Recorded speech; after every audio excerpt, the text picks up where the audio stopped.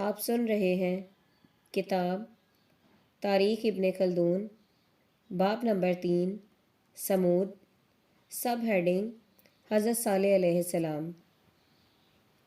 سمود ابن قاصر یا جاسر ابن ارم مقام حجر اور وادی القرا میں حجاز و شام کے درمیان رہتا تھا۔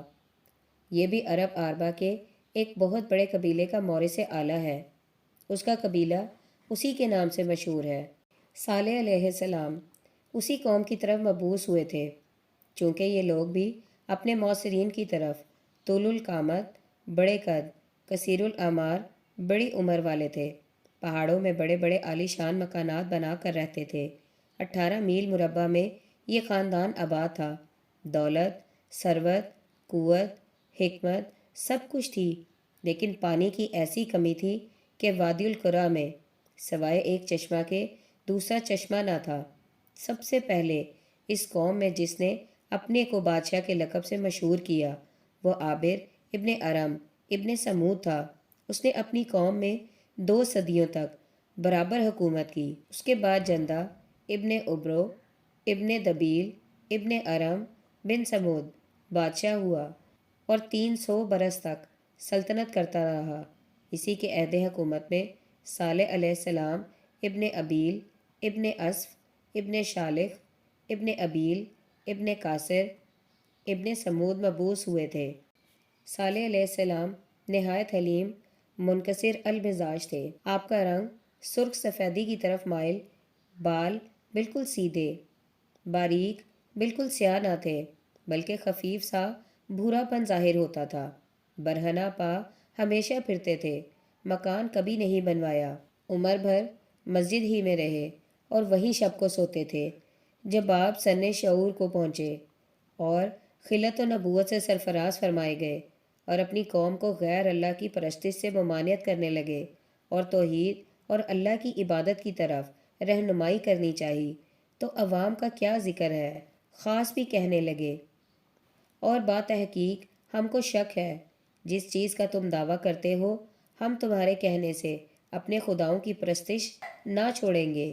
ایک زمانے تک واز و پند کرتے رہے، لیکن سوائے رابعہ جندہ بن عمرو اور چند آدمیوں کے جو اسی قوم میں سے تھے اور کوئی ایمان نہ لایا، سب کے سب بدستور اپنے کفر و الحاد پر قائم رہے اور با اتفاق یہ کہنے لگے کہ اگر تم نبی برحق ہو تو کوئی معجزہ دکھلاؤ۔ صالح علیہ السلام نے کہا کہ تم کیا چاہتے ہو؟ قوم سمود نے کہا بالفعل اس پہاڑ سے ایک ناکا اونٹنی پیدا ہو اور اس کے ساتھ اس کا بچہ بھی ہو جس کے بال سرخ ہو، تاکہ ہم لوگ اس کا دودھ استعمال میں لائیں۔ جناب موصوف نے دعا کی۔ اسی وقت پہاڑ سے ایک آواز آئی۔ اس کے بعد ایک پتھر کا ٹکڑا درمیان سے شق ہو گیا اور اونٹنی نکل آئی۔ بدنصیب تباہ ہونے والی قوم نے بے تامل کہنا شروع کر دیا کہ پتھر سے اونٹنی کا پیدا ہونا بالکل خلاف عقل ہے۔ صالح علیہ السلام پیغمبر نہیں ہے بلکہ بہت بڑے ساحر ہیں۔ کفار آپس میں یہ باتیں کر رہے تھے کہ اونٹنی 2 بار بولی اور بچہ کے ساتھ چرنے لگی۔ ملحدین یہ تعجب خیز معاملہ دیکھ کر کہنے لگے کہ صالح علیہ السلام کا اس سے زیادہ کیا جادو ہو سکتا ہے کہ اونٹنی کو پہاڑ سے پیدا کیا اور پھر اس کا بچہ چرنے بھی لگا۔ صالح علیہ السلام نے ہماری آنکھوں پر جادو کر دیا ہے۔ ان لوگوں کی یہ باتیں ہنوز ختم نہ ہونے پائی تھیں کہ اونٹنی بچے کے ساتھ اسی چشمے پر آئی جو ملحدین کے قبضے میں تھا اور سارا پانی پی گئی۔ اس دن تو یہ لوگ خاموش رہے۔ دوسرے روز صالح علیہ السلام سے اس کی شکایت کی۔ صالح علیہ السلام نے فرمایا کہ ایک روز اس چشمے سے تم پانی پیا کرو، دوسرے روز یہ اونٹنی پیے گی، لیکن دیکھنا کبھی بھول کر بھی اس اونٹنی کو مارنے کا خیال نہ کرنا۔ جب تک یہ اونٹنی تم میں رہے گی تم لوگ عذاب الہی سے محفوظ رہو گے، لیکن ابن آدم کو جس چیز کی ممانعت ہوتی ہے اسی کا حریص ہوتا ہے۔ عام طور پر اشیاء ممنوعہ کی طرف سب کو رغبت پیدا ہو جاتی ہے۔ اگر کتب تواریخ کی ورق گردانی کی جائے یا کسی قدر غور و تامل سے کام لیا جائے تو بیسیوں ہی کیا سینکڑوں اس کی نظیریں نظر آئیں گی۔ ہمارے ابو البشر آدم علیہ السلام کو گیہوں یا کسی اور دانے کے کھانے کی ممانعت کی گئی تھی۔ قابیل سے کہا گیا کہ حابیل کو کسی قسم کی تکلیف نہ دینا۔ یوسف سے یعقوب نے کہا تھا اپنے خواب کا حال اپنے بھائیوں سے نہ کہنا، اور یوسف کے بھائیوں سے کہا گیا تھا میں ڈرتا ہوں کہ کہیں اس کو بھیڑیا نہ کھا لے۔ لیکن ان لوگوں نے جس چیز کی ممانعت کی گئی تھی اسی کی مخالفت کی۔ الحضا القیاس قوم سمود نے بھی اپنے نبی صالح علیہ السلام کے کہنے پر خیال نہ کیا اور اونٹنی کے قتل پر تل گئے، اس وجہ سے کہ صالح علیہ السلام نے ایک زمانے میں پیشن گوئی کی تھی کہ تم میں سے ایک شخص اس اونٹنی کو قتل کرے گا اور یہی نزول عذاب کا سبب ہوگا۔ لوگوں نے کہا آپ اس کا نام بتلائیے، ہم اس سے قبل کہ وہ اس اونٹنی کو قتل کرے اسے مار ڈالیں گے۔ صالح علیہ السلام نے کہا ابھی وہ پیدا نہیں ہوا، اس کا چہرہ سرخ ہوگا اور آنکھیں بلی کی سی ہوں گی۔ سب نے یہ سنتے ہی اسی وقت تو اس امر پر اتفاق کر لیا کہ جو لڑکا اس حلیے کا پیدا ہو مار ڈالا جائے، اور 9 لڑکے یکے بعد دیگرے مارے گئے۔ لیکن آپس میں سرگوشیاں شروع ہو گئیں۔ بعض یہ کہنے لگے کہ صالح علیہ السلام کی یہ بات بالکل لا یعنی ہے، ان کے کہنے پر عمل نہ کرو، اور بعضوں نے یہ خیال ظاہر کیا کہ صالح علیہ السلام تمہاری قوم کا دشمن ہے، وہ اسی بہانہ سے ترقی نسل کو روکنا چاہتا ہے۔ غرض ہر ایک اپنی سمجھ کے موافق طرح طرح کے خیالات ظاہر کر رہا تھا کہ وہ لڑکا جس کی نسبت جناب موصوف نے پیشن گوئی کی تھی پیدا ہوا، اور قوم سمود نے اس لڑکے کو قتل نہ کیا۔ کچھ عرصے بعد وہ لڑکا جس وقت سن شعور کو پہنچا تو ان 9 آدمیوں کی جن کے لڑکے مارے گئے تھے آنکھیں چلتے پھرتے اس لڑکے پر پڑتی تو یہی کہہ اٹھتے تھے کہ اگر ہمارے لڑکوں کو صالح علیہ السلام قتل نہ کراتا تو آج وہ اس سے بھی بڑے ہوتے۔ صالح علیہ السلام نے ہمارے ساتھ بڑی دشمنی کی، اس نے ہماری نسلی ترقی کی ریڑھ مار دی۔ رفتہ رفتہ اس سرگوشی کا یہ اثر پیدا ہوا کہ ان لوگوں نے صالح علیہ السلام کے قتل کرنے کی آپس میں سازش کر لی اور باہم عہد و پیما کر کے سفر کے بہانہ سے گھر سے نکلے اور شہر کے باہر ایک پہاڑ کے درہ میں اس غرض سے چھپ رہے کہ جس وقت رات کو صالح علیہ السلام شہر میں آنے لگے فوراً قتل کر ڈالیں گے۔ مثل ہے کہ چاہ کن راہ چاہ درپیش، اللہ جل شانہ نے ان پر پہاڑ پر سے ایسا پتھر گرا دیا کہ سب کے سب دب کر مر گئے، جیسا کہ کلام ربانی کی اس آیت کریمہ سے ظاہر ہوتا ہے۔ دیکھا ان کے مکر و فریب کا کیا نتیجہ ہوا، ہم نے ان کو اور ان کی کل قوم کو تباہ کر دیا۔ سے مفہوم ہوتا ہے چند روز کے بعد 2-4 آدمی اس راہ سے ہو کر گزرے اور ان لوگوں کو مردہ ایک پتھر کے نیچے دبا ہوا دیکھ کر شہر واپس گئے اور اپنی قوم سے یہ حال بیان کیا۔ سب متفق ہو کر صالح علیہ السلام کے پاس گئے اور کہنے لگے کہ تم نے پہلے ان بیچاروں کے لڑکوں کو قتل کرایا اور بعد کو ان کو بھی زندہ نہ دیکھ سکے اور شہر کے باہر لے جا کر مار ڈالا۔ یہ سب واقعات اس اونٹنی کی بدولت ہوئے، ہم اسے اب زندہ نہ چھوڑیں گے۔ صالح علیہ السلام نے ہر چند سمجھایا لیکن ان لوگوں نے کچھ خیال نہ کیا۔ آخر الامر اسی نوجوان گربا جسم نے جس کی نسبت جناب موصوف نے پیش گوئی کی تھی اونٹنی کے مارنے کا بیڑا اٹھا لیا اور چشمے کے قریب تلوار کھینچ کر اونٹنی کے انتظار میں بیٹھ رہا۔ اونٹنی اپنے بچے کے ساتھ جیسے ہی چشمے کے قریب آئی اس نے دوڑ کر ایسا وار کیا کہ اونٹنی کا پاؤں کٹ گیا۔ اونٹنی تو اسی جگہ تڑپنے لگی اور بچہ جان بچا کر اس پہاڑ پر بھاگ گیا جہاں سے اونٹنی بچے کے ساتھ پیدا ہوئی تھی۔ صالح علیہ السلام یہ واقعہ سن کر شہر سے باہر آئے اور قوم سمود کو نزول عذاب الہی سے آگاہ کیا۔ بعض تو اپنے اسی خیال میں مست رہے لیکن اکثر گھبرا کر گلو خلاصی کی تدبیر سوچنے لگے۔ صالح علیہ السلام نے فرمایا کہ جاؤ دیکھو اگر وہ بچہ ہی تم کو مل جائے تو عجب نہیں کہ عذاب و قہر الہی سے بچ جاؤ۔ لوگ یہ سنتے ہی پہاڑ کی طرف دوڑے۔ بچے نے آسمان کی طرف دیکھا اور 3 آوازیں دے کر غائب ہو گیا۔ اس وقت صالح علیہ السلام نے فرمایا کہ 3 روز تک تم لوگ دنیا میں اور رہو گے، چوتھے روز عذاب الہی نازل ہوگا، اور ان 3 دنوں میں تمہارے چہروں سے یہ تغیرات ظاہر ہوں گے۔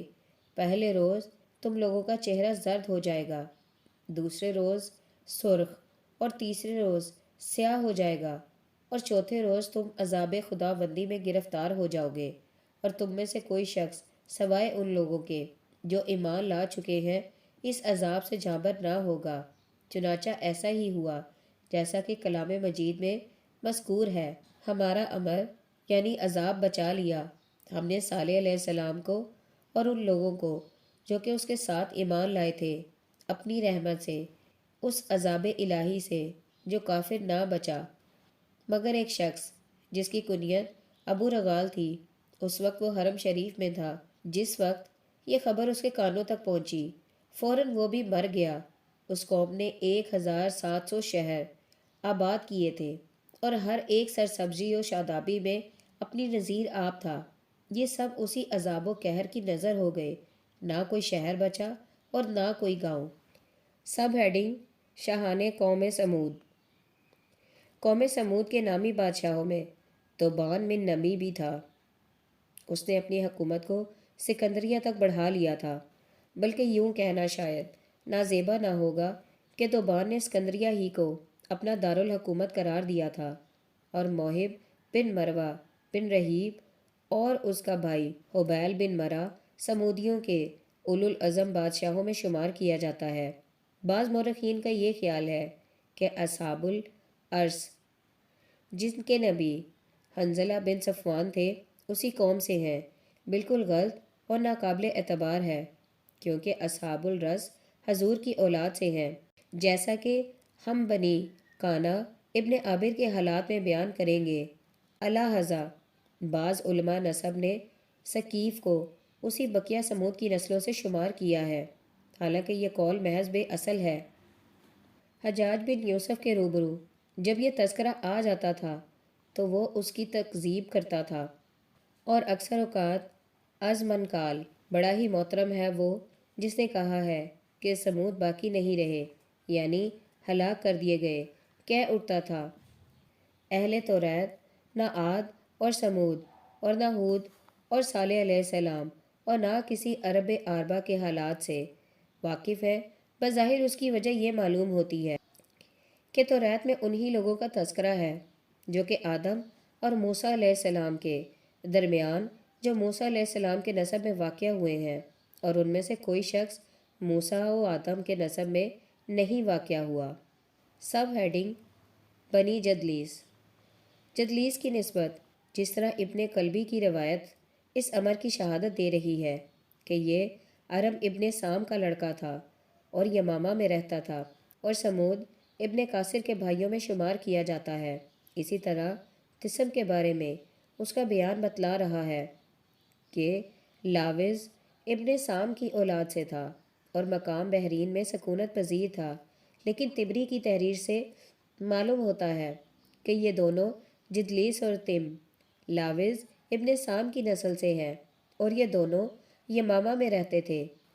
تبری بروایت حشام بن محمد کلبی بسند صحیح ابن اسحاق اور نیز علماء عرب سے بیان کرتا ہے کہ تسم اور جدلیس دونوں یمامہ میں رہتے تھے۔ یمامہ بہت سرسبز و شاداب شہروں میں شمار کیا جاتا تھا۔ سب ہیڈنگ: بنی تسم کا قتل عام۔ بنی تسم میں ایک بادشاہ غشو نامی تھا اور اسی کو املوک بھی کہتے تھے۔ وہ بنی جدلیس کو بہت ذلیل و خوار سمجھتا تھا، پھوٹی آنکھوں بھی عزت کی نظر سے نہ دیکھتا تھا۔ اس کے ظلم اور تشدد کی کچھ انتہا نہ تھی۔ اس نے ان کو اس قدر ذلیل و خوار کر رکھا تھا کہ بنی جدلیس کی کوئی باکرہ عورت اپنے شوہر کے پاس اس وقت تک نہ جا سکتی تھی جب تک املوک اس سے خلوت نہ کر لیتا تھا۔ ایک مدت تک یہی دستور جاری رہا۔ کچھ عرصہ بعد عفیرہ بنت غفار بن جدلیس کی شادی ہوئی۔ املوک نے حسب دستور سابق عمل درآمد کیا۔ اس کا بھائی اسود بن غفار اس امر سے بہت جھلایا اور روسا جدلیس کو ایک خاص جلسہ میں جمع کر کے کہنے لگا کہ تم لوگوں کو کچھ شرم نہیں آتی؟ اس قدر ذلت اور رسوائی کتے بھی پسند نہ کریں گے۔ تم میرا کہنا مانو، آؤ میں تمہیں اس ذلت سے نکال کر عزت کے خوشنما باغ کی سیر کراؤں۔ حاضرین نے کہا کہ اس کی کیا صورت ہوگی؟ اسود نے کہا، املوک کی اس کی قوم کے ساتھ دعوت کرو اور جب وہ کھانے میں مصروف ہو تو ان کو نیست و نابود کر دو۔ سب نے اس امر پر اتفاق کر لیا، اور جب املوک اپنی قوم کے ساتھ کھانے میں مصروف ہوا، اسود نے حملہ کر کے املوک کو قتل کر ڈالا اور باقی سب کو روثا بن جدلیس نے نیست و نابود کر دیا۔ سب ہیڈنگ: ربا بن مرا کا بنی جدلیس پر حملہ۔ ان میں سے صرف ربا بن مرا بن تسم خدا جانے کس طرح اس واقعے سے بچ کر حسان بن طبی کے پاس چلا گیا۔ اس نے اس کا کمال خوشی کے ساتھ استقبال کیا اور اس کی اعانت کی غرض سے بنی حمیر کو لے کر یمامہ کی طرف روانہ ہوا۔ اثناء راہ میں ربا بن مرا نے کہا کہ میری ایک بہن یمامہ نامی بنی جدلیس میں بیاہی ہے، اس سے زیادہ دور تک دنیا میں کوئی نہیں دیکھ سکتا۔ وہ 3 مرحلہ سے سوار کو دیکھتی ہے۔ مجھے اس امر کا اندیشہ ہے کہ کہیں تم لوگوں کو وہ دیکھ نہ لے۔ مناسب ہے کہ ہر شخص ایک درخت کاٹ کر اپنے اپنے ہاتھوں میں لے کر یمامہ کی طرف چلے۔ لیکن اس کے باوجود یمامہ نے دیکھ لیا اور بنی جدلیس سے کہنے لگی، یہ دیکھو تمہاری طرف حمیری آ رہے ہیں۔ میں دیکھ رہی ہوں کہ بہت سے آدمی اپنے اپنے ہاتھوں میں درخت لیے ہوئے اس کے پیچھے آ رہے ہیں۔ سب ہیڈنگ: بنی جدلیس کی تباہی۔ بنی جدلیس نے اس امر کو خلاف عقل سمجھ کر نہ تو اپنی حفاظت کا کچھ انتظام کیا اور نہ مقابلے کی تیاری کی۔ اس کے دوسرے روز صبح کو حسان بن طبا اپنے لشکر کے ساتھ بنی جدلیس کے سر پر پہنچ گیا اور بہت سخت خون ریزی کے ساتھ ان کو نیست و نابود کر دیا اور ان کے قلعوں اور مکانات کو بھی ویران کر دیا۔ بنی جدلیس سے اکیلا اسود بن غفار طے کے پہاڑوں کی طرف بھاگ کر چلا گیا۔ لڑائی کے ختم ہونے کے بعد طبا نے یمامہ کو بلوا کر اس کی آنکھیں نکلوا لی۔ اس شہر کا نام پہلے جو تھا اس واقعے کے بعد یمامہ کے نام سے مشہور ہوا۔ طبری نے اور مورخین سے روایت کیا ہے کہ جس طبا نے بنی جدلیس سے مقابلہ کیا تھا وہ حسان کا باپ یعنی طبان اسد ابو کرب بن ملکی کرب تھا۔ ہم اس کے حالات ملوک یمن کے سلسلے میں بیان کریں گے انشاءاللہ تعالی۔ اور بعضوں نے یہ بیان کیا ہے کہ جس وقت حسان بن طبا بن حمیر کے ساتھ یمامہ کی طرف روانہ ہوا تو اس نے مقدمۃ الجیش کا افسر عبد کلال بن منوب بن حجر بن زیرعین کو مقرر کیا۔ ربا ابن مرا نے اپنی بہن کا قصہ اسی عبد کلال سے بیان کیا تھا اور اس کی بہن کا اصل نام زرقہ تھا۔ اسی کو انزا اور یمامہ بھی کہا کرتے تھے۔